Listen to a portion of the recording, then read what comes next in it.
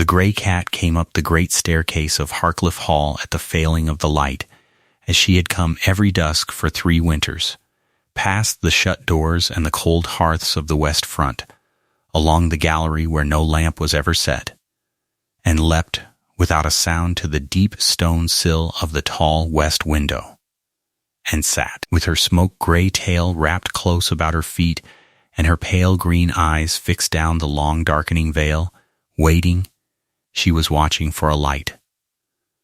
There had used to be a light in that very window, the greatest window of the house, a lamp so large and so cunningly made that the shepherds 10 miles down the vale had called it the Star of the Vale, and set their watches by it, and the cat had used to sit beneath it in the warmth of its burning, with a gentle hand going over her ears, and the hand was 3 winters in the churchyard now, and the lamp was 3 winters dark. And every window along the whole west front of that great house was shuttered and blind like a row of closed eyes. But a cat does not reckon in winters. A cat keeps the appointments of the heart long after the heart that made them as dust. And so at every dusk she came, and sat on the freezing sill in the dark, and watched the road, and waited for the lamp to be lit and the hand to come back, and at full dark she gave one small hoarse cry to the empty gallery, and came down again. And no servant in that house could hear that cry and go on with what they were doing, and no servant in that house was able to do one thing on earth about it. The house stood high on the northern shoulder of a long, deep vale of gray stone and bare-hanging woods, a great old pile of pale weathered stone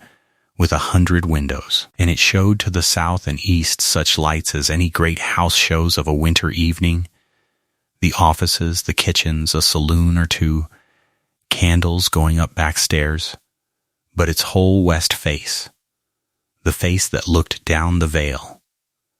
the face that every traveler coming up the Vale Road at night had steered by for 200 years.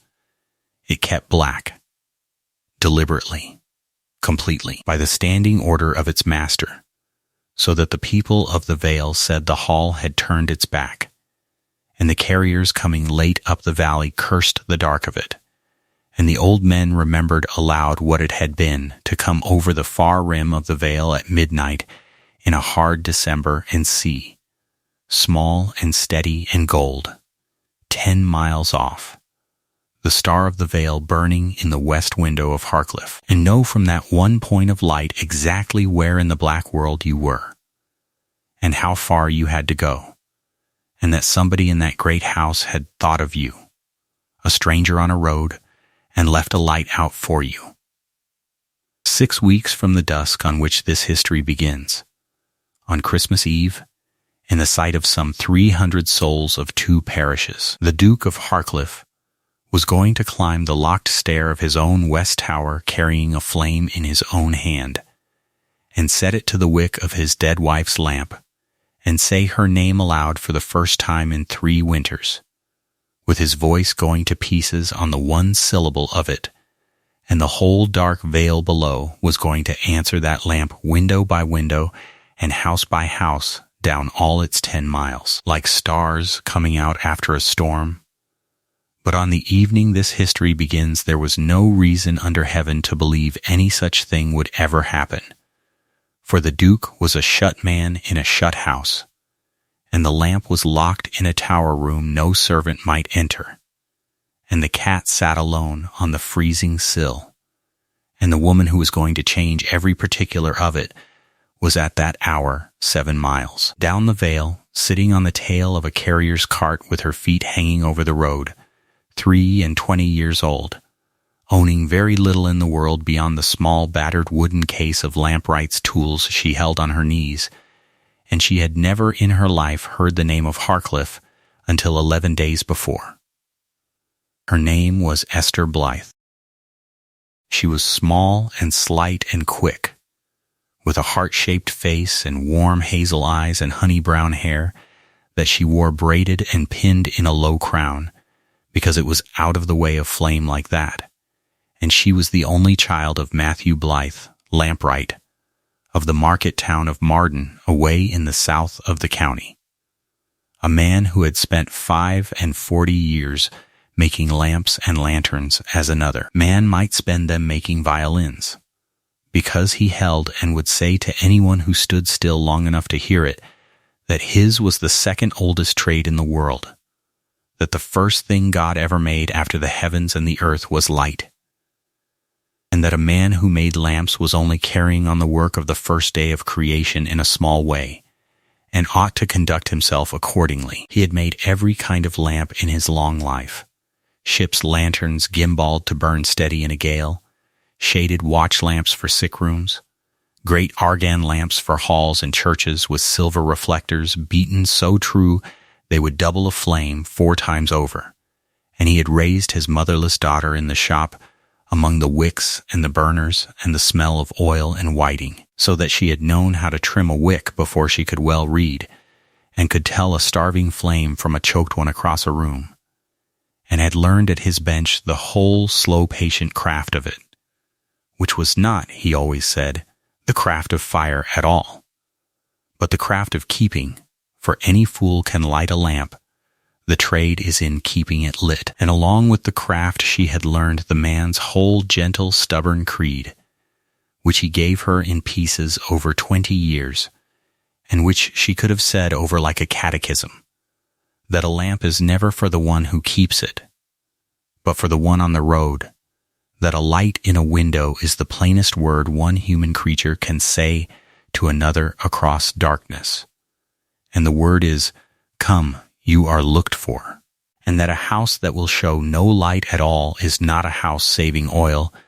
it is a house that has stopped believing anybody is coming home. And it is the saddest building on the earth, sadder than a ruin, for a ruin has only lost its roof. Matthew Blythe had died in the last week of the June just gone, quietly, in his bed over the shop, of nothing the doctor could name beyond 45 years of fine close work and the long cough that goes with a life of oil smoke. And Esther had nursed him and buried him, and then learned, as so many daughters of gentle trades have learned it, what a craftsman's love is worth on paper. For the shop was mortgaged to the last brick against tools and stock and 2 bad years. And when the notes were paid and the shop was sold,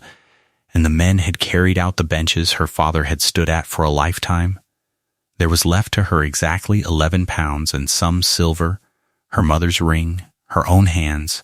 and the little case of tools no creditor would give a shilling for, the trimming knives and the pliers and the small files and the wick scissors worn to the shape of her father's fingers and hers. 11 pounds and a trade, and the trade the wrong one, for no shop would take a woman to the bench however she could work, and so it was a kind of miracle, or looked like one, when the letter came, forwarded on from the old shop, from a Mr. Pell, man of business, to his Grace, the Duke of Harcliffe, in the north of the county, stating dryly that the establishment at Harcliffe Hall had need of a person who understood the keeping, trimming, and small repair of lamps, of which the hall possessed above 140, that the wage was 8 pounds by the year with board found, and that Mr. Pell had been given her direction by the ironmonger at Marden, who had said that the old lampright's daughter knew more of lamps than any 6 men he could send. It was a servant's place, and a strange one,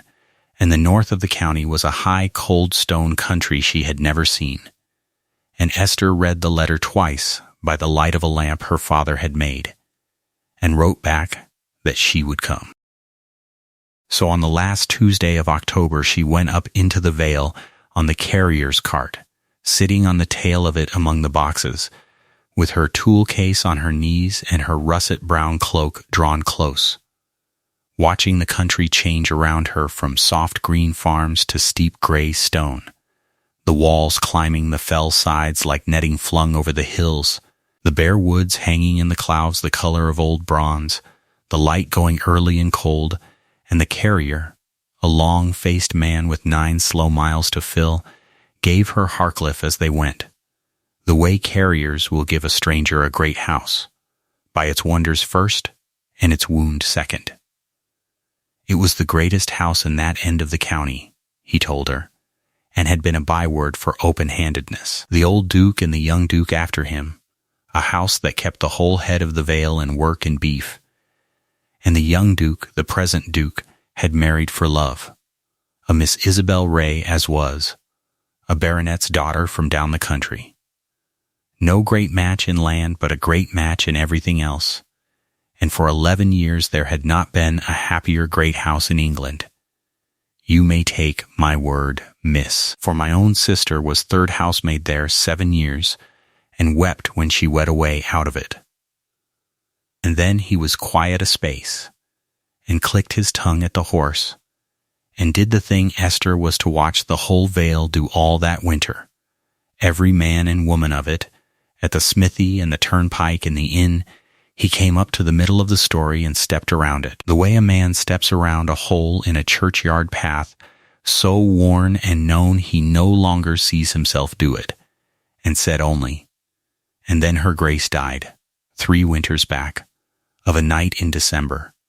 and it changed him, and not one word more of the how of it, but went on quickly to the safe far side of the thing, telling her what the house had become instead. And it was the house it had become that Esther ought to know about, seeing she was to serve in it. No music, no company, no lights, miss, and here the carrier turned on his seat to look at her. No lights on the whole west front, never a one, not so much as a rushlight, by his grace's own particular standing order. And the west front was where the great lamp had used to burn, the Star of the Vale, that her father very likely knew of even away south, for it was famous, a lamp the size of a churn, all silver and crystal, that had hung in the great west window since the Duke's wedding day, and been lit at every dusk of the year, rain or shine, master home or master away, because her grace would have it so. And it was dark now, and the tower it hung in was locked, and the Vale below had gone back to being as black by night as it was in King Alfred's time, and folk that had to travel the Vale road of a winter night felt the missing of that lamp, he could tell her, like the missing of the moon. And what was her grace like? Esther asked him. And the carrier thought about it the length of a furlong, and said, "She was the sort, miss, that if you carried up a parcel in the rain, you went down the hill warmer than you came up it, with something in your pocket and something else in your chest, and I cannot say it plainer than that." And after another furlong he said, "In the lower voice a man keeps for the true end of a story, my sister told me one thing her grace used to say. She used to say she had promised his grace on her wedding night that while she lived he should never once ride home to a dark house. And he never did, miss, not once in 11 years. And there is them in this Vale will tell you that is exactly the trouble now. But you did not hear it from me, and this is your turning coming up, and yonder is the hall." She saw it first as the cart came up out of the last clough onto the open shoulder of the Vale, in the very end of the light, and her breath went out of her a little, for it was bigger than anything she had ever seen that was not a cathedral. A long gray front of pale stone lying along the hillside with its 100 windows, catching the last dead silver of the west, and terraced gardens falling away below it into the dusk, and at its western end a square tower, older than the rest, rising a full story above the roofs, and in the face of that tower, high up, one window greater than all the others, a tall arched window of many panes,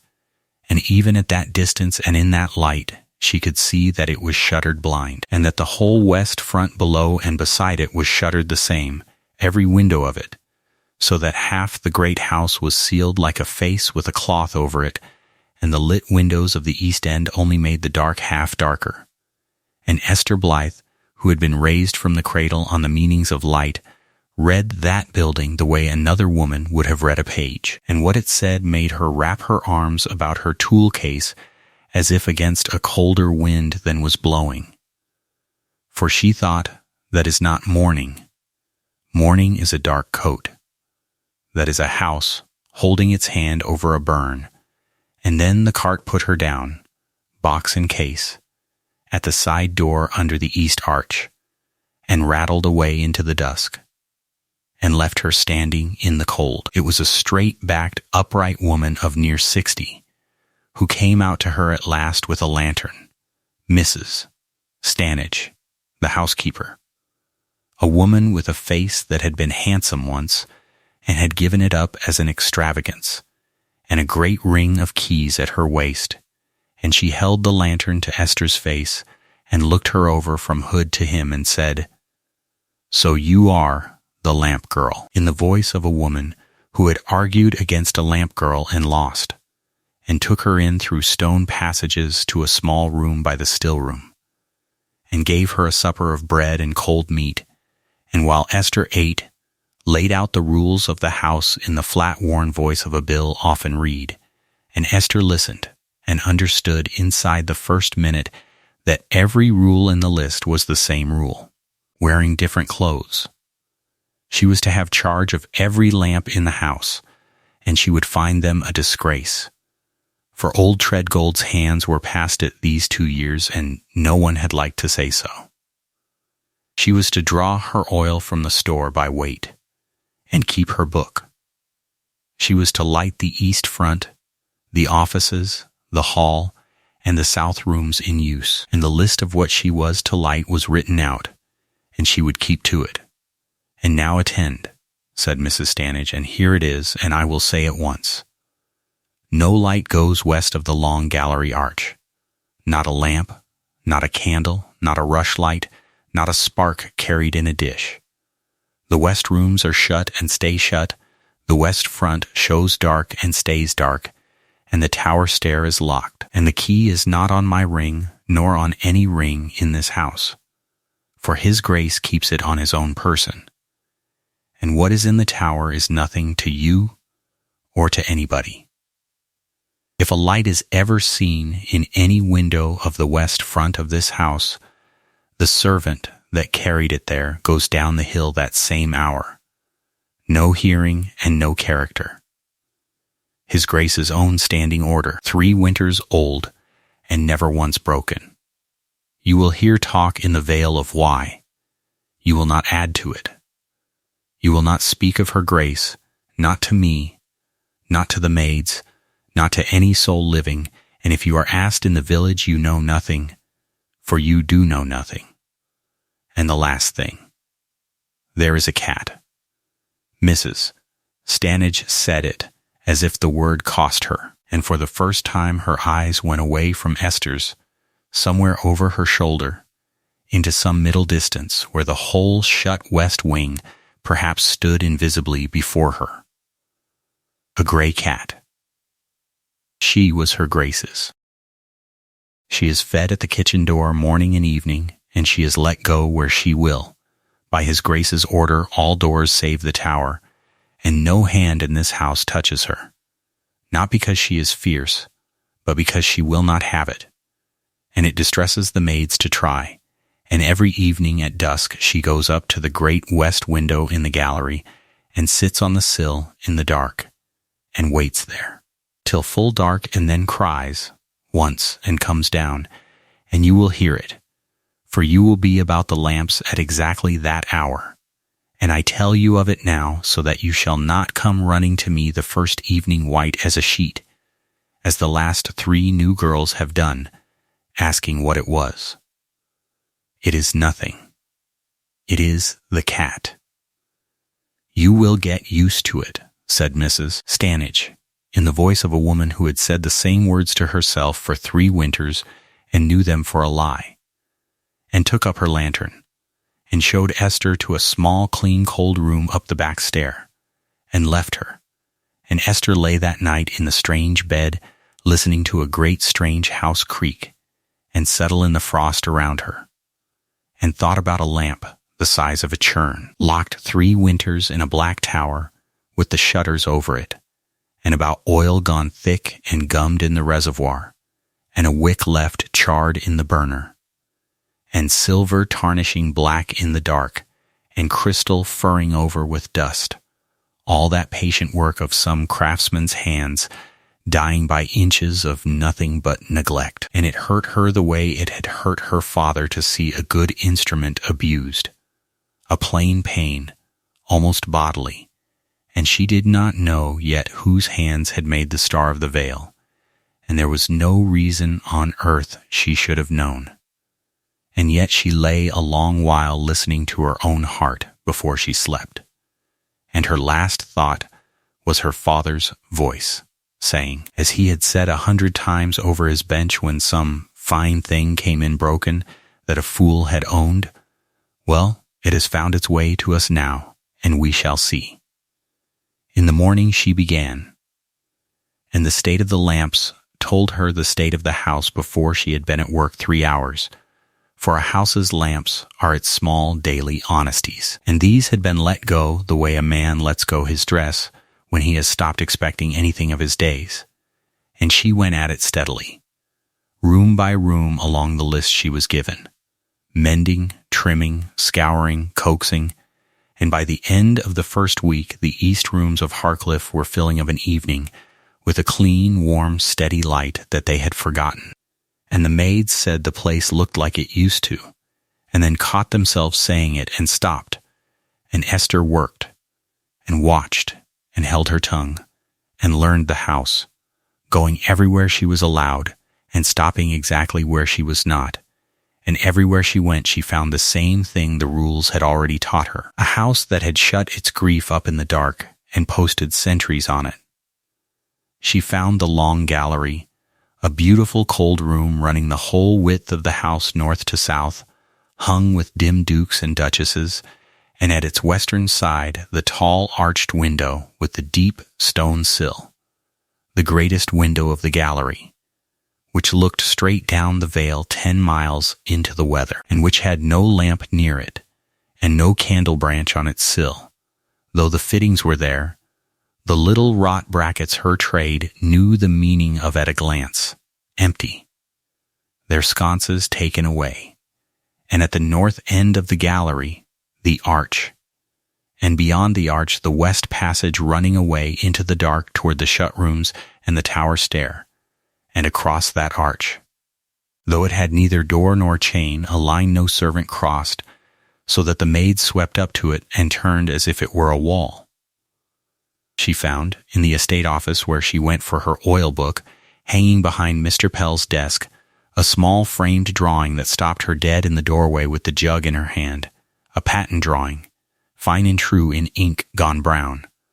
of a great argand lamp, the reservoir and the winding gear, and the 4-fold silver reflector, all figured and lettered in a hand she knew better than her own, for she had learned her letters copying it, and she did not need to read the small neat signature in the corner, but read it anyway. Matthew Blythe, Marden, Fessett, and Mr. Pell, a dry, kind little man, looking up over his spectacles and seeing where she looked, said only, "Ah, yes, the great lamp. Your predecessor in the office of the lamps could tell you of it. I never saw it lit myself. I came after." And then, recollecting himself the way the whole household was forever recollecting itself, bent back to his ledgers and said no more, and Esther went out into the passage and stood a minute with her back against the cold wall, holding the oil jug to her chest, understanding now with her whole body what she had come north to, and to whose lamp, dying in the dark up that locked stair, all unknowing, the ironmonger of Marden had sent the one pair of hands in England that had helped to make it. She was 23, and she had buried the man whose mark was on that drawing 4 months before, and she stood in the cold passage of a stranger's house, and had him suddenly all about her, the smell of the shop and the evening light on his bent white head, and she let it come and let it go, as she had learned to, And when it had gone by, she found that everything in her had quietly arranged itself into a single resolve,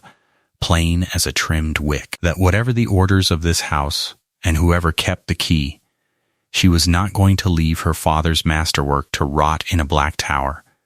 and that window was going to be lit again before she left this vale, because a lamp is for the one on the road, and she had stood at dusk at the gallery arch already and seen who kept the appointment. She had seen the cat her first evening, exactly as Mrs. Stanage had promised, a smoke-gray shadow going up the great stairs at the failing of the light, not hurrying, on the errand of long habit, and had followed as far as the gallery door, and watched her leap to the great west sill and sit, upright and still as a chess piece, facing the shuttered dark where 10 miles of vale lay invisible, and had stayed, though the striking cold of the unwarmed gallery got into her bones, until full dark, to hear what the house had warned her of, and when it came, the one small hoarse cry into the silence, it was worse and smaller than she had been told. For it was not ghostly at all. It was only the sound of a creature that had waited again and again, been given nothing. And Esther stood in the dark doorway with the tears cold on her face and made no sound herself. And the cat came down past her skirts without a look, and was gone down the stairs. And that night Esther Blythe, who did not know the whole story yet, knew the one thing the whole vale knew, and would not say, that the grief of that great house had never been buried at all. It had only been shuttered. And every dusk it climbed to the sill on 4 gray feet and looked down the road and asked its one question, and every full dark it got its answer, and cried its one cry, and the house heard it, and the house said, "It is nothing. It is the cat." It was the lamps themselves that gave her old Samuel Treadgold, in her second week, for she had been told not to trouble him, and had obeyed. But he came to her, shuffling into the lamp room off the kitchen court one gray noon, while she stood at the bench with a burner in pieces before her. A big old man gone loose in his bigness, near 70, with a heavy kind face all fallen on its bones, and white hair, and the hands, she saw at once, of a man who had been a careful workman a long lifetime, and could no longer trust his own fingers, the joints swollen and the fine motion gone. And he stood in the doorway turning his hat, watching her hands at the work the way an old hound watches the hunt go out without him,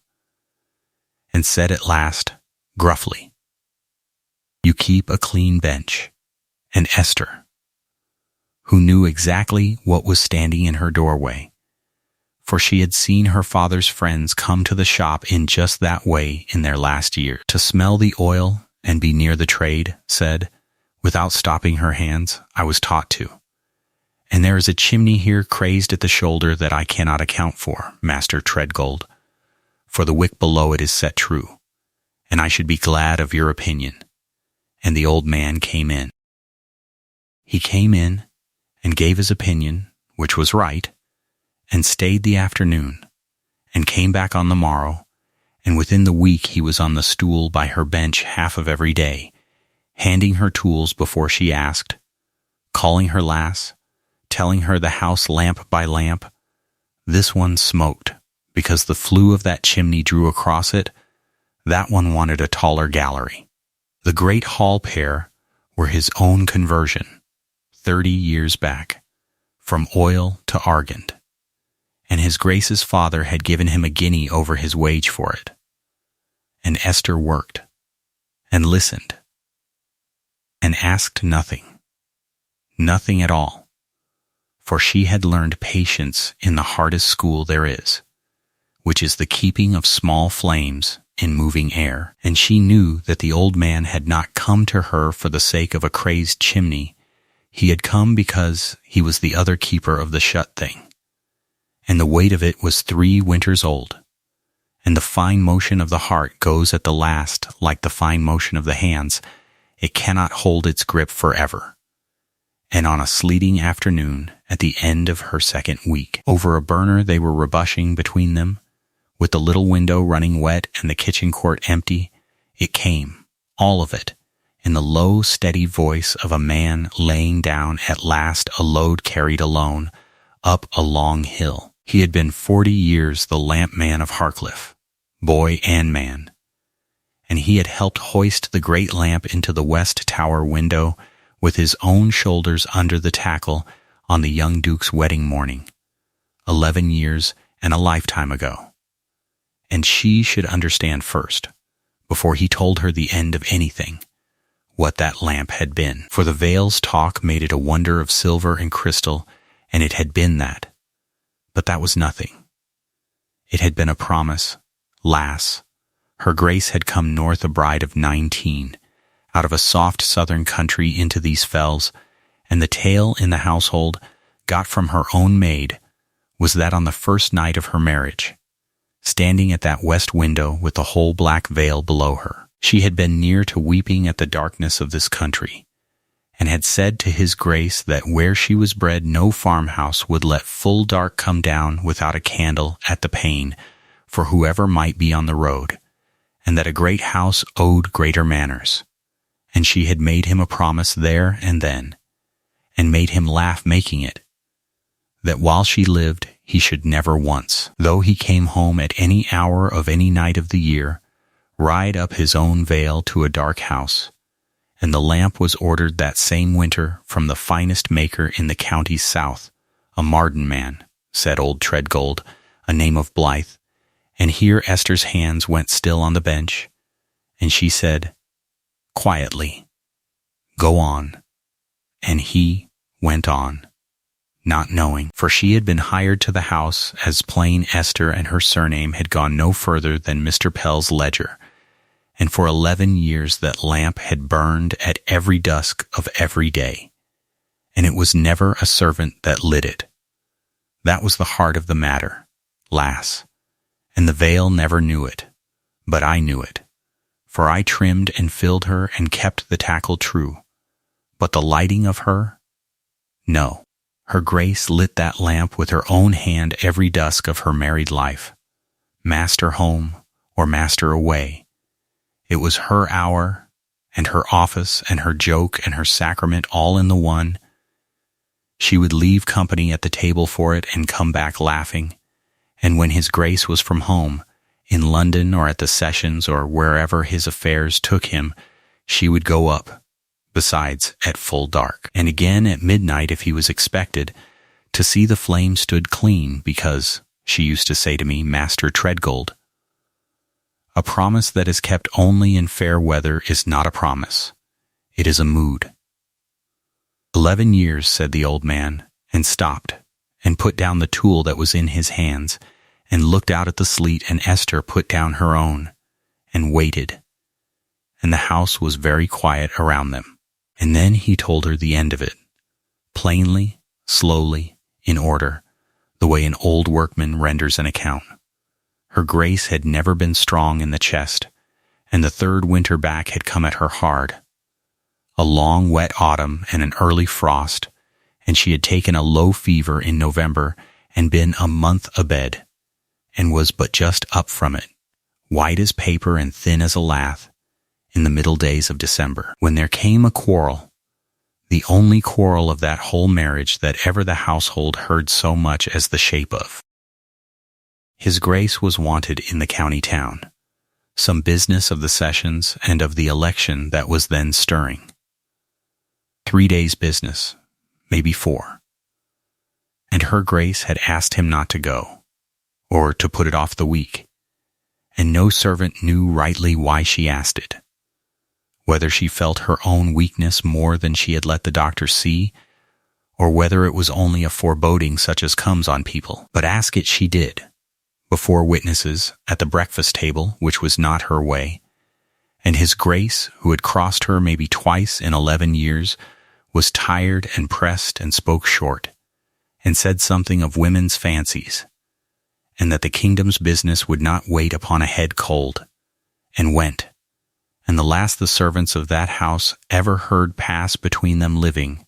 was her Grace saying to him in the hall, in a voice they said was more sad than angry, "Go then, and the lamp will be lit when you think better of it." And his Grace answering nothing at all but the door. 4 days he was gone, and each dusk of the 4 her Grace went up the tower stair herself and lit the lamp with her own hand, though the stair was a cruel cold screw of stone, and she a month off of fever, and would let neither me nor her maid take the office from her. And on the 4th evening, lass, it was the 18th of December, and hard black frost. Word came up from the town by a passing rider that the sessions were done, and his Grace had set out that afternoon and would be home by midnight. And her Grace, they said, was another woman the whole evening, had her color back, had the cook up to talk over a supper for the morrow, and at dusk she lit the lamp, and at 11 it would have been, by what was pieced out after, she rose from where she had been sitting by the gallery fire with the cat in her lap, and took the little oil can and the snuffers from the shelf at the stair foot as she had done 1,000 times, and went up the black screw of the tower stair alone, carrying no candle, for she had gone up that stair in the dark half her life, and said always that her feet knew it better than her eyes, to dress the flame and fill the reservoir that the lamp might stand full and clean and bright for the very hour of his coming. And what happened on that stair no living soul saw. She fell, whether the fever had left a swimming in her head, or the frost had glazed the stone where the arrow slit let in the weather, or her skirt turned under her foot. God knows and none other, she fell on the turn of the stair, the height of half the screw, and the oil can rang away down the steps. And she lay in the dark at the stair foot, in that shut cold end of the house where no servant had cause to pass by night, and could not rise, and could not make herself heard. 1 hour, 2 hours, no one will ever say how long. And it was the cat that raised the house. "Lass," said old Treadgold, and his voice went to a whisper on it, the grey cat, that had followed her to the stair foot as she always did, and at some black hour of that morning came down through the sleeping house to the maids' landing, and stood there and cried, and cried, and cried, till a girl woke and struck a light and followed her. And they found her Grace at the foot of her own lamp stair, perished cold, with her cheek on the stone,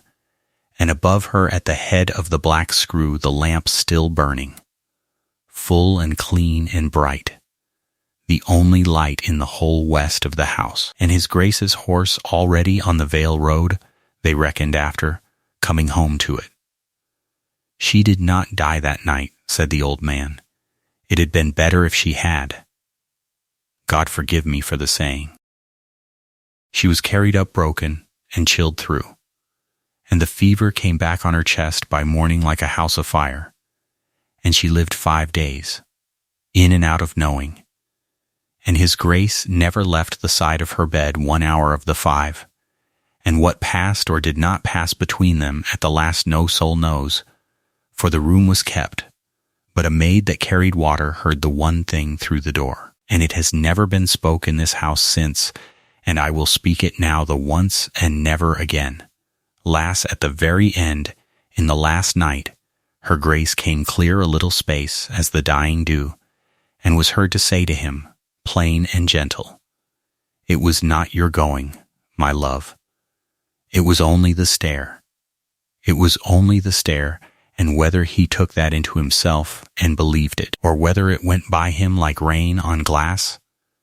you may judge for yourself by the 3 winters since. For on the morning of the 23rd of December she died, and on the morning of the 24th his Grace went up the tower stair alone, and put out the lamp with his own hand, and had the shutters closed over the great window, and locked the stair door at the foot, and hung the key about his own neck, and gave the standing order about the west front that stands to this day, and from that morning to this one, 3 winters gone, there has been no light in the west of Harcliffe, and no name of her Grace spoken before him. and no hand laid on her cat, and no man nor woman suffered to go up that stair. Not me, lass, not me that kept that lamp 40 years, and I am grown old waiting, and my hands are gone, and the thing I cannot bear, said old Samuel Treadgold, laying his 2 ruined hands flat on the bench and looking down at them. The thing I cannot bear is that she is up there still, the lamp. I mean in the dark, with the oil gone to gum and the wick as he snuffed it, and the silver going black, dying the slow way, the way tools die. Of no hand coming, and I gave my word to a dead woman's face the day they carried her down that I would keep her light. And I have kept my word to a locked door 3 winters, and there is the whole of it. And I do not know why I have told a slip of a girl what I have told no priest, unless it is that you keep a clean bench, and your hands go the way hers went when there is a flame before you, gentle, as if the flame were the last of its kind in the world. And Esther Blythe stood a long while looking at the sleet on the little window, and then she did the thing she had been raised to do with every broken thing that found its way to her bench. She told the old man her whole name. She said, "My name is Esther Blythe, Master Treadgold. My father was Matthew Blythe of Marden, that made the great lamp. He died in June. I have his tools in this room, in his hands he always said, and there is not another pair living that was trained on that lamp's own pattern, for I have cleaned the drawing of it since I was 8 years old." And the old man looked at her, and looked, and his mouth worked, and he sat down slowly on the stool as if his legs had been spoken to separately, and what he said at last was not sense at all. He said, "The man that made the lamp is dead, and the woman that lit it is dead, and the man that keeps it locked is dead too. Only he is still walking about. And then here, you come up the vale in a carrier's cart." And he put his ruined hands over his face and was still a long time. And Esther stood by him with her hand on his big old shoulder and let him be. And when he came up out of it, his face was changed, the way a road changes when the sun finds it. And he said, in a voice gone young and frightened and alive, "Lass, I am going to tell you a thing now that could put me out of this house with no character after 40 years, and I am going to tell it you anyway, because I think you were sent, and I am too old to be particular about how." His Grace locked the stair door and took the key, the household key, the only key, as he supposes. But a lamp man of a great house holds a second key to his own charge, lass, always, from the old Duke's time, that no lock should ever stand between a burning flame and the man answerable for it, and no soul now living remembers that key but me. For the steward that gave it me is 30 years in the churchyard, and it has lain 3 winters in my Bible box, and 3 winters I have taken it out of a Sunday and held it in my hand and been afraid. For I am a servant to my bones, and he is my master. And every man in this vale is afraid of that man's grief. Lass, it is like a black dog lying in a gateway. None of us can pass it. And I could not go up alone. My hands are gone. And what should I do up there but weep over her, and make nothing right? But you, said old Treadgold, and took the corner of the leather apron she wore, and held on to it like a man in water, you could make her whole. And Esther looked down at the old man that had her father's trade and her father's grief in a single body. And she said, "Then we will go up, and we will make her whole." And she was quiet a moment, and said the rest of it slowly, for she was working it out even as she said it, and it was the whole of her plainness and the whole of her boldness in one. "We will do no hidden thing hiddenly, Master Treadgold. We will do an open thing quietly. Do you see the difference? For there is one. I am the servant of the lamps of this house, and you were 40 years before me, And yonder is a lamp of this house dying, and we will go up and tend it, which is our office and our answerability, and we will light nothing, not so much as a taper, for the order says no light, and there shall be no light. And when she stands clean and whole and ready, then I will go to his grace himself, to his face, and tell him what has been done and by whom and why, and ask him for her wick with my own mouth. And he may put me down the hill for it if he will, but he will know by then that it was not done against him, it was done for him. The way you set a supper for a man 3 days on the moor, not because he has asked for it, because he is starving. That is the whole plot of it, and if it is a sin, it can at least be said aloud in church, and I will answer for it. And so began, in the 3rd week of November, the strangest and tenderest work of Esther Blythe's life, and she did not know as she began it that she had set her feet on the road that led to the cold morning room, and the 19th of December,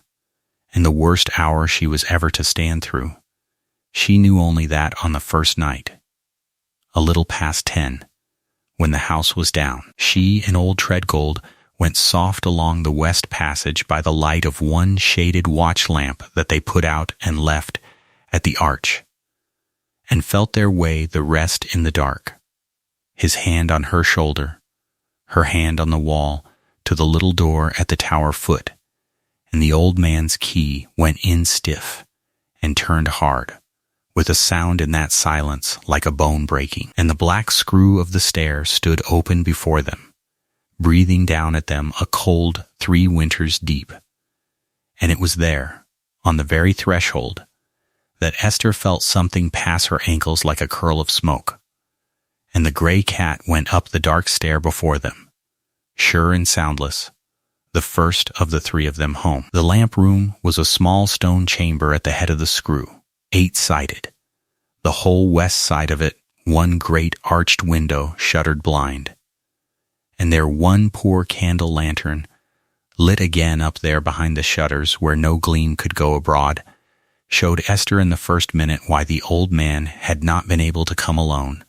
for it was all exactly as a hand had left it 3 winters back. The little needlework chair by the window, with a shawl over its arm gone gray with dust, a small work table with a candlestick and a folded newspaper of December 3 years old, a footstool set where a small foot had set it, everything cleaned round by nobody, kept by nobody, waiting the way furniture waits, without hope and without tiring, and in the midst of it, on its great wrought stand before the shuttered arch, hooded in a linen cover that had been white, the lamp. They stood before it like 2 thieves at a shrine, and neither moved, and it was the cat who ended it, leaping quietly to the dusty needlework chair and settling there upright with her tail about her feet, in her own place, as much as to say, "This is how we are disposed of an evening. Begin." And Esther drew the cover, and the dust of it went up through the lantern light like snow falling wrong. And there stood her father's masterwork, 4 feet of wrought silver and cut crystal, the 4-fold reflector black as a hearth-back with tarnish, the crystal fount furred gray, the great burner choked, the chimney filmed, the whole of it dulled and dimmed and strangled with 3 winters of the dark, and yet whole, unbroken, true on its stand, patient as only fine work is patient, and low on the base plate, where her small fingers had found it 100 times on the drawing, the stamp M. Blythe, Marden, Fessett, and Esther Blythe, put her 2 hands flat upon the cold silver of it, as you would put your hands on the neck of a horse that had been left saddled in a shut stable 3 years, and bowed her head, and said nothing at all that even the old man could hear. And then she straightened, and tied on her apron, and opened her father's case of tools, and went to work. They went up so 2 and 3 times a week after that, always past 10, always dark to the arch, always with the shutters proved tight before ever the little lantern was struck, and the work was long, for it must all be done by that one shaded flame and done perfectly. The burner boiled clean, the gummed oil drawn, and the fount rinsed sweet. The winding gear eased, the tarnish lifted from the 4 silver faces inch by patient inch with whiting and soft leather until they gave back the lantern flame doubled and doubled again, so bright in that little stone room that they kept a cloth over the reflector for fear of the very shutters leaking. And through all those hours the old man sat by handing her tools and telling her,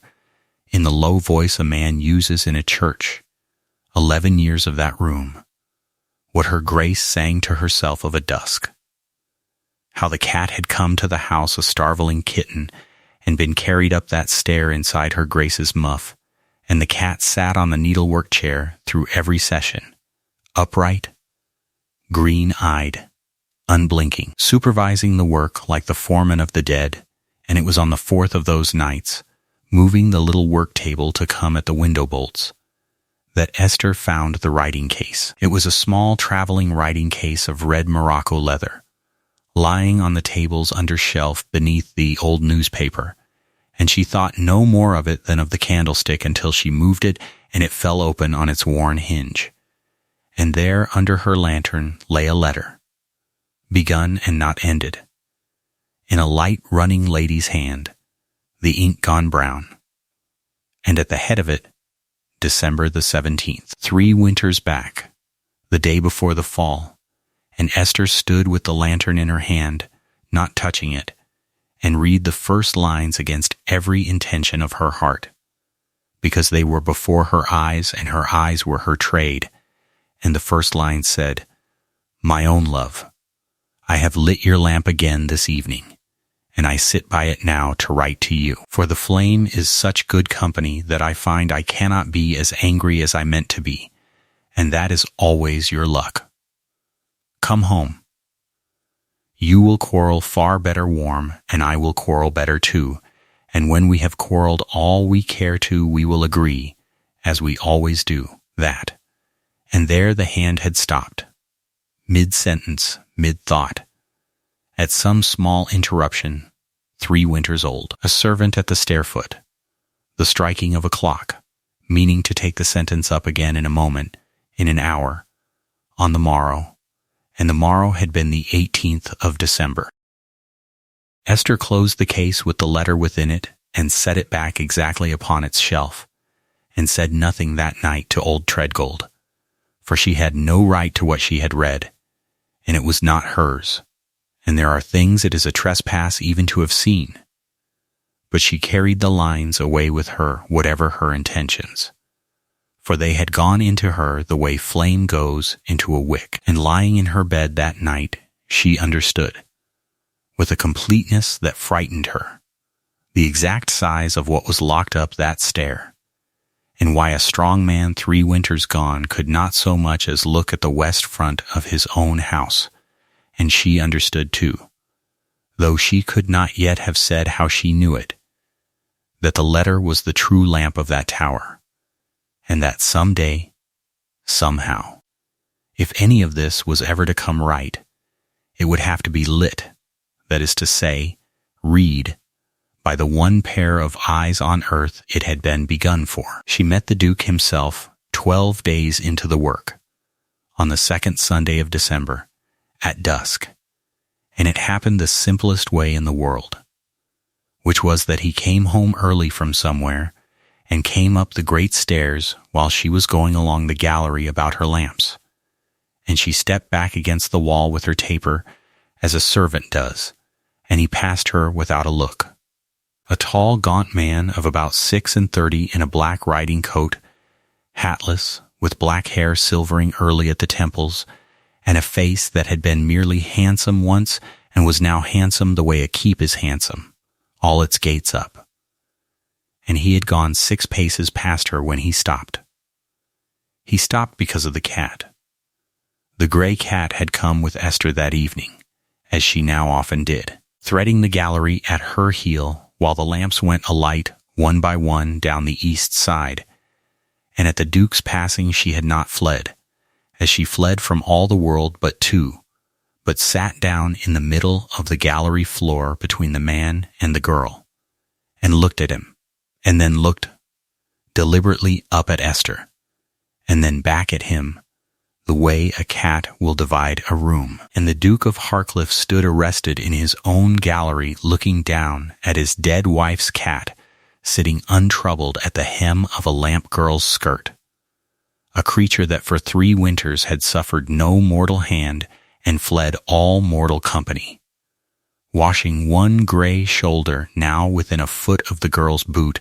as if the gallery belonged to the two of them. And Esther watched the knowledge go over his shut face like wind over water, and watched him master it, and waited to be passed by, and instead he said, without turning his eyes from the cat, in a voice low and long unused, like a room opened for an airing, "You are the new lamp keeper." She said, "Yes, Your Grace." He said, "They tell me the east rooms are brighter than they have been these some years." She said, "They are cleaner, Your Grace, that is all brightness ever is." And at that he did turn and look at her, a long look, the look of a man being surprised by the shape of a sentence, finding a whole workshop of thought behind 8 words where he had expected a curtsy. And whatever he saw in the small, tired, composed, hazel-eyed person against his gallery wall, what he said, after a silence that went on 3 beats past what was usual, was only, "The cat does not commonly sit so with anyone," and Esther, because plainness was the one gift she had sworn never to leave off using, answered him, "She does not sit with me for my sake, Your Grace. She sits with me because I smell of lamp oil." And there was someone that smelled of lamp oil that she loved, and she saw the sentence go into him like a blade going into a sheath made for it, saw his face neither crack nor close, but simply go still, entirely still, the way air goes still before weather. And he stood a moment more, and inclined his head to her, to a lamp girl, half an inch, and walked on down the gallery and away. And that night Esther Blythe sat a long while on the edge of her narrow bed before she slept, listening to the house, thinking, so that is the man. And up in the dark of the freezing tower her father's silver threw back no flame, and in the red leather case a sentence 3 winters old waited, mid-thought, for its ending. And none of the 3 of them, the man, the girl, or the house, knew yet that they had that evening begun. He began to be about at the lamp-lighting hour. The household remarked it in the wordless way households remark, that his Grace, who for 3 winters had kept his library like a garrison, was now met of an evening on the great stairs, or standing at the far end of the gallery with his hands behind him, while the east lamps went up one by one, and he spoke to her, sometimes 3 sentences, sometimes a dozen, always of nothing, of lamps, of oil, of the frost. And she answered him always the same way, plainly, without one grain of the management and the careful walking round that every other soul in his world had wrapped him in for 3 winters. And it did for him exactly what it had done for the cat, and for the same reason, for grief makes a creature of a man, and a creature cannot rest in a room where everyone is careful. It can rest only near the one presence that wants nothing and fears nothing and asks nothing. And by the 3rd week of their acquaintance the Duke of Harcliffe was resting, an hour of an evening, in the neighborhood of a lamp girl, and did not himself know he was doing it, and would have been thunderstruck to be told. And it was on such an evening, the 16th of December, 2 days before the anniversary that stood over the house like a raised hand, with the sleet driving on the gallery glass, that it came out of him, and it came, as it had come from old Treadgold. Not because she asked, for she never asked, but because a weight carried alone will move of itself at last when the ground under it is level enough. He stood at the dark end of the gallery, at the arch, looking down the black west passage, And she finished her lamps and did not go, but stood at a small distance with her taper out, waiting, because her trade had taught her when a flame is about to catch or fail, and the same hour of stillness serves for both. And the Duke said, without turning, in a voice she had to lean toward, "Do you know what night it is?" "On the 18th. And she said, "Yes, your grace, the whole Vale knows." And he said, "The Vale knows nothing," and was silent so long she thought it finished. And then he told her. He told her the quarrel first, giving himself no quarter, the breakfast table, and the words about women's fancies, and his wife white as paper from her fever asking him one thing only, the putting off of a week, and himself pressed and important, going. And then the sessions done a day early, and himself setting out in the black afternoon of the 18th, because he had a thing to say to her that he had been 4 days framing, which was, "You were right, and I am sorry, and I am come home to say it warm, as you told me." And Esther stood in the dark gallery, not breathing, for she knew now she was going to be given the thing itself, the thing under the 3 winters, and she was. And it was worse than anything the Vale had invented, and smaller, and more human, and more terrible, as the truth is always all for. He said, "I came over the head of the Vale at 1:15 midnight, and I stopped my horse at the Swan to breathe him, meaning 10 minutes, and I stood in the inn yard, and I looked down the Vale, and there it was, her lamp, my lamp, small and steady and gold, 10 miles of black country, and that one point of light burning in the middle of it, like a kept word. And I knew what it said. No man living knew better, it said, 'Come, you are looked for.' And I stood in that yard, dog-tired and road-sore, with my fine speech gone stale in my mouth, and I thought, she will be asleep this hour and more, and the house will be roused to let me in, and we will meet cross and cold at midnight and spoil the mending of it. And the lamp is lit whatever hour I come. The lamp is always lit. The lamp will be lit tomorrow." And I took a room at the Swan, and I ate a chop, and I warmed my feet at their fire. And I slept, said the Duke of Harcliffe, with his forehead against the cold glass of his own gallery window. I slept sound, 1.5 miles up the road, while she lay on the stones at the foot of the stair she had climbed to keep that light burning for me. And they reckoned she fell at 11, and the maids found her past 3, and had I ridden on, I had come in by midnight and gone up. For I always went up first thing to her at the lamp. Always. It was our custom. I would have found her within the hour of her falling, warm, living, calling, and she had taken no more from it than a broken wrist and a fright. The doctor said as much and did not know what he was saying, nor to whom. And instead she lay 4 hours on December stone, with the frost coming down the stairwell on her. And the fever that killed her was of those 4 hours. And so you see, said the Duke, quite quietly, in the tone of a man reading out a sum long since checked, my wife did not die of a stare, whatever she said to me at the last. And she did say it. She spent her last clear breath on saying it. It was not your going, my love. It was only the stare. She died of the 10 minutes I stood in the yard of the Swan and looked at the light she was keeping for me and decided it would burn as well tomorrow. Her lamp said come, and I said tomorrow. And there is no man in England I could tell that to and stand after. And so I have told no man. And I put out the lamp because I could not look at it. And I shuttered the west because the Vale looking up at a dark house was 1 degree more bearable than the Vale looking up at that light and me knowing what I know. And I am telling it now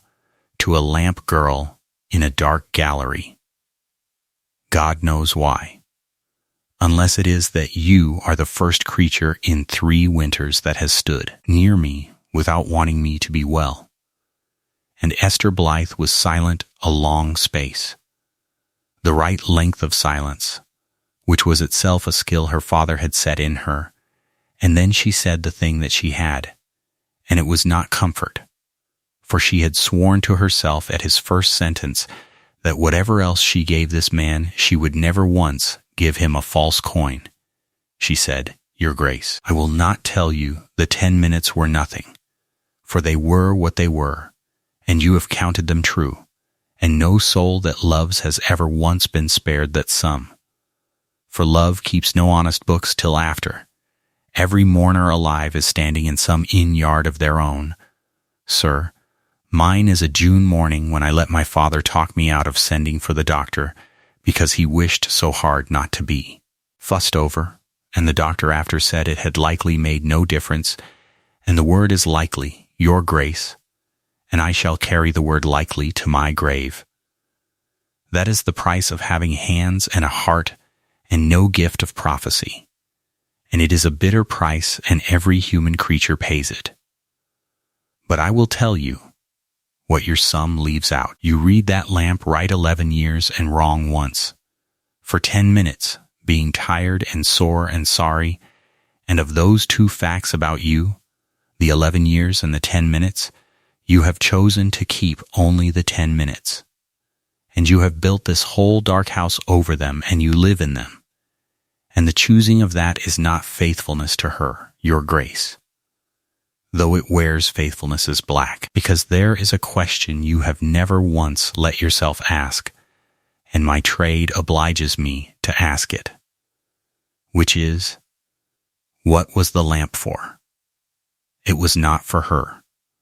A lamp is never for the one who keeps it, it is for the one on the road. She kept a light burning 11 years, so that whatever hour you came, and whatever state you came in, cross or kind, early or a night late or a week, you should look up from the dark and read the one word. Come, and the last thing she wrote in this world, sir, was that she could not be as angry as she meant to be, because the flame was such good company. And I know that as I know my trade. And one day soon, not tonight, I will tell you how I know it, and you may do with me then what you see fit. But tonight I will say only this, that you have made of her lamp a gallows to hang yourself on every dusk for 3 winters. And it was never that. It was a promise, and it is still a promise. For the maker of it is dead, but the meaning of it is not. And somewhere on that black road, this very winter, sir, there is somebody tired and sore and sorry, and a night later than they said they would be, looking up at where the whole north country knows a light used to burn, and it is not my place to say what this house owes them, but she would have known. And the Duke of Harcliffe stood at the dark arch a long, long time, so long that her taper hand ached with stillness, and when at last he spoke, what he said was, in a voice scraped down to the wood, "What is your name? Not the lamp girl, your name." And she said, "Esther." "Your Grace, Esther Blythe." And she watched the surname reach him, watched him turn from the window with something in his face that had not been there in 3 winters, something breaking up like ice under a thaw wind. And whatever was coming next, whatever he had turned to say to the daughter of the man who built his wife's lamp, it was never said.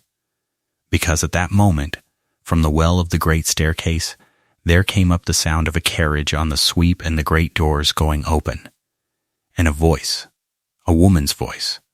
clear and low and beautifully carried, asking the footman whether his Grace was at home, and the Duke's face closed like a door in a wind, all in one motion. And the moment was over, and Lady Sybil Farrand had come to Harcliffe for Christmas. She was 28 and beautiful, the way frost is beautiful, tall, fair, finished. With a low, lovely voice, her lands marched with Harcliffe along the Vale's southern rim, and she had been meant for the Duke by both families since her hair was down, and had watched him marry his baronet's daughter instead and borne it gracefully, and had waited out the 11 years gracefully, and the death, and the 3 shut winters, always gracefully, coming twice a year to keep the neighbor's claim warm. And she came that December, on the very rim of her long patience, expecting to find what she had found for 3 years. A shut man in a shut house, slowly coming down to her like a bird to the only ungloved hand. And she found the east front blazing clean and warm, and a gray cat that suffered no one riding openly on the shoulder of a small servant girl in a leather apron, and the Duke, at the lamp lighting hour, in the gallery, watching that girl work as another man watches a fire. And Lady Sybil Farrand, who was neither a fool nor blind, understood inside 24 hours exactly what she was looking at, and understood also the deadly particular that there was nothing in it to accuse, nothing anywhere but a servant doing her office and a widower standing in his own gallery, and that this, the perfect innocence of the thing, was precisely what could not be fought fair. It must be said of her, because it is true, that she tried the decent road first. She sent for Esther on her 3rd morning, and was kindness itself, and it was not all feigned, for she was not a cruel woman. She was only a woman who had waited 10 years for one particular door, and would not, now, watch it opened by somebody who had not even knocked. And at the end of the quarter hour she came to it, smoothly, and said that her own aunt, Lady Verrall, at her great house in the north, had need of just such a person at double the wage, £16 and her own room, to be taken up the 1st of January, and she would write that very day. And Esther, standing with her reddened hands folded before her apron, thanked her, and said she was suited where she was. And the 2 women looked at each other, and everything that was really in the room stood up quietly between them and was seen of both. And Lady Sybil said, in her low, lovely voice, without any smoothness at all now, "You should take the place, child. You are a good creature, and good creatures are the very ones this kind of story breaks. There is no version of what comes next in which the Duke of Harcliffe marries the girl that trims his wicks, and every version in which she is talked of in the Vale by Lady Day, go north, and be paid double, and be safe." And Esther said, "Slowly, my lady, there is a piece of work in this house that stands very near finished, that my own father began before ever I was born, and until it is finished I will not go north, nor south, nor anywhere." And Lady Sybil studied her a long moment and said, "Ah," and rose, and rang, and it was over, and the war, though only one of them knew it was won, was begun. What Lady Sybil did next she did with true things only, and that was the deadliness of it, and she gathered them the way such things are always gathered, without ever once seeming to stoop. A laundry maid questioned idly at hair brushing about the odd hours the lamp girl kept, mentioned that Betsy had twice met her on the back stair past 10 of the clock with her apron on and her little case in her hand. The oil book, glanced over on a morning call to Mr. Pell about a lease, showed the store drawn down faster than the list of lit rooms would answer for. A small steady surplus, unexplained, week upon week. For silver cleaning and burner boiling take oil and whiting and spirits, and Esther, having no leave to name the work, had signed the drawings out to waste and repairs and left it so. And Sir Roland Kempy, magistrate, churchwarden, an honest heavy neighbor of 60, with no more malice in him than a gatepost, dined at the hall and told the table his one strange thing, as men will. That riding home from the Sessions dinner past midnight on Thursday se'nnight, coming along the Vale Road under the hall, he had chanced to look up at the old West Tower, and he would take his oath before any bench in England, for 2 or 3 seconds, at the edge of the great shutter, he had seen light, a thin gold seam of it, high up, where no light had shone in 3 winters, and then it was gone. And there was a silence at that table of a kind that made the footman look at the wall, and the Duke said, evenly, that shutters 3 winters old will warp, and moonlight will find a warp. And the talk was turned. But Lady Sybil, from her place, watched the lamp girl's face at the sideboard the way a hawk watches a hedge, and Esther kept her countenance. But she was 23 and not made of stone, and a hawk does not need much. It wanted only the letter, and the letter came to Lady Sybil's hand the way the key pieces of such ruins always come, by somebody's tenderness. For on the night of the 16th, the night of the Duke's confession in the gallery, Esther had gone up the tower late with old Treadgold for what was very nearly the last of the work, and had found the sleet driven in under the warped edge of the great shutter, the sill wet, and the little work-table wet, and the red morocco writing case sitting in the wet. And she had dried it with her apron, and made the choice a careful head would never have made, and a faithful one could not refuse, that the letter must not stay another night in that room to be blotted into nothing, whatever it cost the person carrying it down. And she had brought it down under her cloak,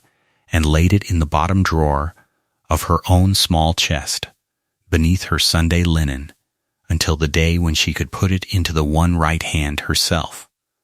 And the housemaid who did the servants' rooms, opening the drawer to lay in Esther's wash things 2 mornings after, saw red morocco with a ducal cipher stamped small in the corner, and was frightened, and being frightened, told Mrs. Stanage, and Mrs. Stanage, whose whole soul was the order of that house, went grey to the lips and did her plain duty, and carried it not to the Duke, whom no servant could carry such a thing to,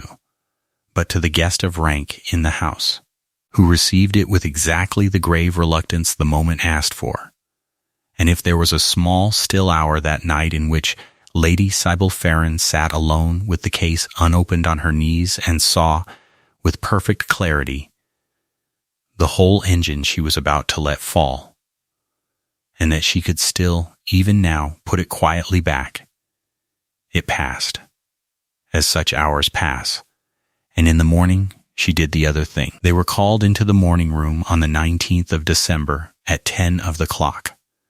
and it was the coldest room in the east of the house, and no fire had been lit in it, and Esther always afterward believed that even that was managed. Mrs. Stanage by the door with her keys and her face of grey iron,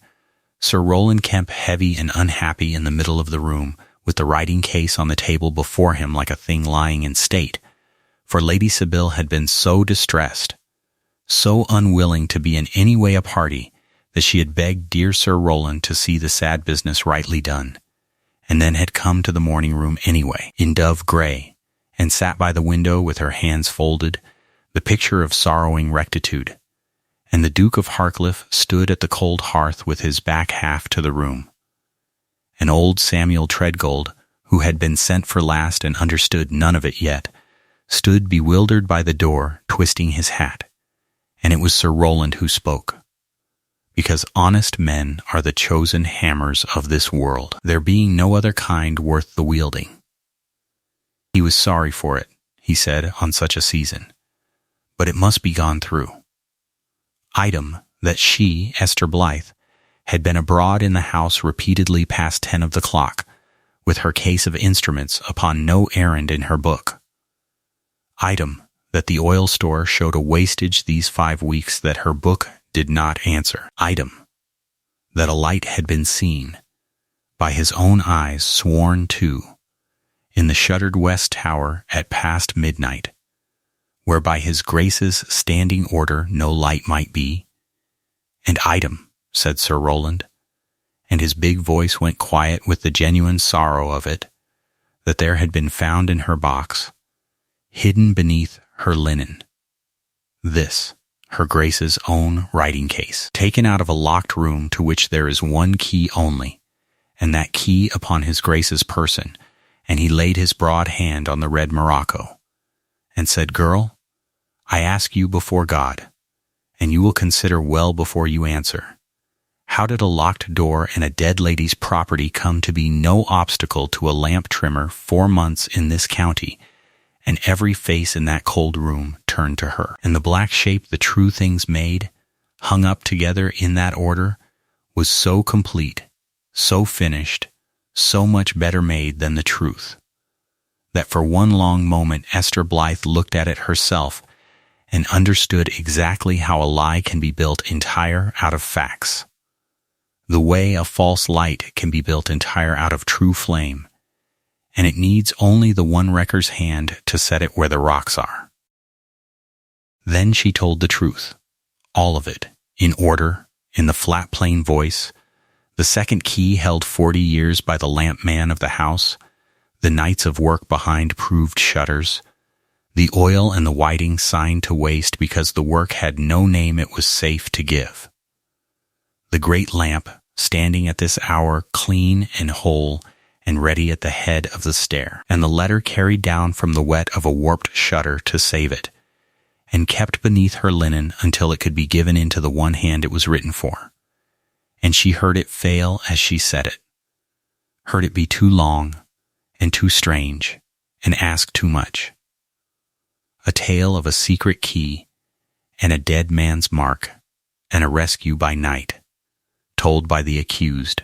against the short, clean shape of theft. And old Treadgold cried out from the door that the key was his and the sin was his,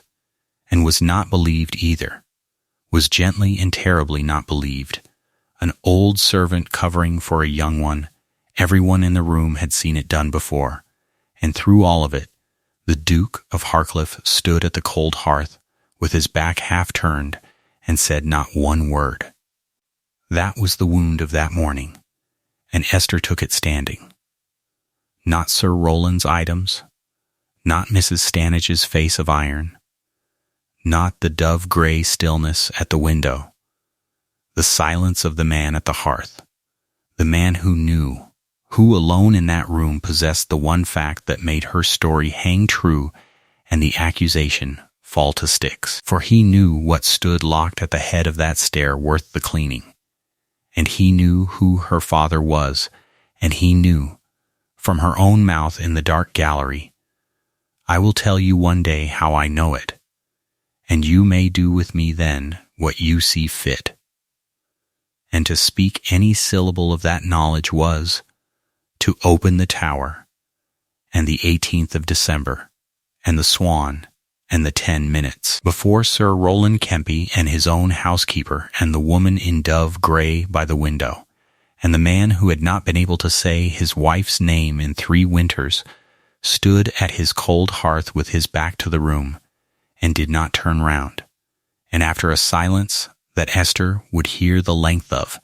in her mind's ear, for the rest of her life, Sir Rowland gathered himself heavily, and said that his Grace's silence spoke his mind plain enough, and that out of regard for the season and the girl's dead father there would be no charge laid, and let that be understood as mercy, but she would leave the house within the hour, without character,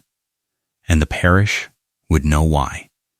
And Mrs. Stannage held the door, and Esther Blythe looked once, only once, at the black, unturned back of the Duke of Harcliffe, and did not weep, and did not plead, and said into the cold room, to that back, quite clearly, the lamp is ready, your Grace, it wants nothing now but the flame, and picked up her father's case of tools from the table where they had made it lie as evidence, and walked out of the morning room and down the hill in the sleet, 23 years old, with 11 pounds in the world and no roof, and the last thing she heard from the house of Harcliffe was, from some high window, thin in the wind, one small hoarse cry, once.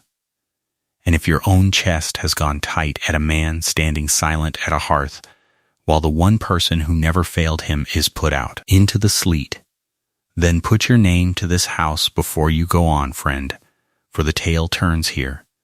and what is coming up this cold valley is Christmas Eve, and I should not like you to miss it. She got a room over the turnpike at the Vale foot, from the pikeman's widow, 9d the week, and sat 2 days in it watching the sleet go over, and up the hill it was the cat who kept the reckoning. For from the hour the lamp girl went down the road the gray cat would not eat, and sat her dusk vigil at the west sill, and then, breaking 3 winters of custom, went down and sat the night through at the east doors, waiting at the one door her person had gone out of. And the Duke came and stood over her a long while on the second night, and the cat looked up at him, and the man and the creature regarded one another in the cold hall, the 2 keepers of the same grief. And at 6 the next morning, which was the morning of Christmas Eve, his Grace's horse was saddled in the dark. And at 7, before light, with the frost smoking on the road, there came a knocking at the widow's little door, and she opened it on the Duke of Harcliffe himself, bareheaded, and behind him the whole eastern sky just taking fire over the fells. And he asked, in a voice she told the whole vale of afterward, low, like a man come to confess and not to command, whether Miss Blythe would receive him. And Esther came down in her gray wrapper, and they stood in the widow's brick-floored kitchen, the Duke and the lamp girl. And he did not excuse himself, and he did not sit. He said that he had stood silent at his own hearth 2 mornings past, and let the one wholly honest soul under his roof be broken for his sake, because his silence had grown 3 winters thick, and that he had found the strength since, because a cat would not eat, and because a sentence would not leave him. The lamp is ready, it wants nothing now but the flame. And that it was Christmas Eve, and there was a thing done in this vale on Christmas Eve in his wife's time, a walking of the road after evening service, with every window in every house set alight as the walkers passed, the whole vale kindling itself downhill from the hall like a ribbon of fire. And it had died with her, for the hall's great window was the first light of it, and the hall had given no light, and that tonight he meant to light it, and he could not light it, he said. And here the Duke of Harcliffe, in a pikeman's kitchen, went down on one knee to a dismissed servant, because it was not his to light. It was lit always by the hand that kept the promise, and the only hand living that had kept faith with that lamp through this whole black winter was the small scarred one presently gripping the back of a kitchen chair. And would she come home, said the Duke, and light his wife's lamp, and give the vale back its star? And Esther Blythe said, yes. And then, because she was herself to the last inch of her, she said, but not like this, your Grace, publicly. It was done that same evening, and the vale tells it yet, and will be telling it when everyone in this history is a name on a stone. The little church at the vale foot was packed to the tower door for evening service. 300 souls of 2 parishes, and half of them come only for the scandal. For the tale of the thieving lamp girl had gone up and down the valley with the carrier, and at the end of it, before the blessing, the Duke of Harcliffe rose in the Harcliffe pew, where no duke had risen to speak in living memory, and stood before them all, and said her name, not the girl's, his wife's. Her name was Isabel, he said, and the whole church went still as the tower's own stones, for in 3 winters he had not said it, and men had watched their words around him as around a pit. Her name was Isabel. And you all of you loved her, and I have made you all pretend for 3 years that she never lived, because I could not carry what I knew of the night she was hurt, and I will carry it out loud now. And then it is done, and no one is ever again to be afraid of it in my hearing. And there, in the pew, in the candlelight, to a packed and breathless church, he told it. The quarrel, and the 4 days, and the lamp seen burning from the yard of the Swan at 1:15 midnight, and the room taken, and the 10 minutes that became a night. And what the night cost, my wife kept her promise, said the Duke of Harcliffe. And I stood in an inn-yard and looked at it burning and said, tomorrow, and there was no tomorrow, and that is the whole of my secret. and you may all judge me now. For it is a lighter thing to be judged than to be pitied for the wrong sorrow. And then he said, And this girl, and turned, and told that too. All of it, the maker's mark and the second key and the 5 weeks of secret nights that had made his wife's dead lamp whole while he slept and knew nothing, and the letter saved from the sleet, and the silence in the morning room that was his own sin and no other man's. And Sir Roland Kempe stood up in his place with his heavy face working, and said, before the whole church, that he had done an honest man's part with a fool's eyes, and begged the girl's pardon in the sight of the parish. And in the pause after, Lady Sybil Ferrand rose quietly from the Farrand pew, very white, very straight, and said only, And I did mine with open ones. The pieces were true, and the shape I hung them in was mine. And I will not sit here and be the one thing in this church left unsaid. And she gathered her muff and walked out down the aisle with her head level and her ruin behind her, into the dark, and was gone from the Vale by the new year, and was in time, it should be said, decently married in the north. And then the church emptied itself up the hill. That is the plain fact, and the Vale keeps the memory of it the way other parishes keep a relic. 300 souls with lanterns and torches walking up the frozen road behind the Duke and the lamp girl, and an old man near 70 carrying, of all things in this world, a gray cat riding upright in his arms like a child, up the sweep, through the great doors, along the gallery where the portraits watched, through the arch that no servant had crossed in 3 winters, to the foot of the black screw stair. And the Duke took the key from about his neck, and unlocked the door, and they went up, the 3 and the cat, and the crowd filled the gallery and the terraces below in the frost,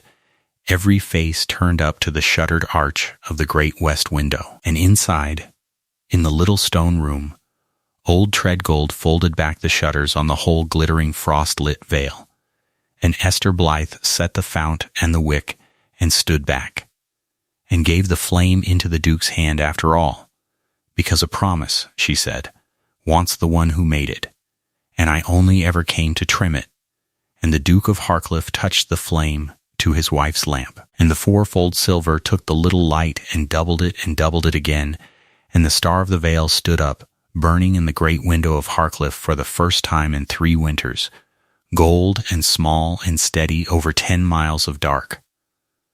And the Vale below, house by house, window by window, down all its length, answered it. The pikeman's widow first, and the farthest shepherd's croft last, until the whole valley lay, kindled in the black fells like a river of lit windows. And on the deep stone sill, in the pouring warmth of the lamp, the grey cat turned 3 times and lay down, and tucked her nose beneath her tail, and for the first time in 3 winters did not watch the road. And it was a full miracle nobody thought to remark until the morrow that at some hour of that night, standing at the window over the burning Vale, the Duke of Harcliffe had at last been given his letter, and had read by his wife's own lamp in his wife's own hand that she could not be as angry as she meant to be, for the flame was such good company, and come home, you will quarrel far better warm. And that he had laughed, they said, laughed and wept in the same breath, which is the sound a heart makes when the ice goes off it.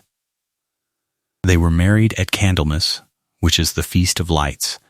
and the Vale said afterward there was never a wedding so plainly arranged by heaven. For what other bride was ever given away, as the saying went, by a silver lamp, an old man, and a cat? And the letter hangs now framed under glass in the lamp room, and beneath the broken-off sentence, in a rougher hand, its ending is written. For the Duke finished it himself in ink one quiet evening in the first year of his second marriage,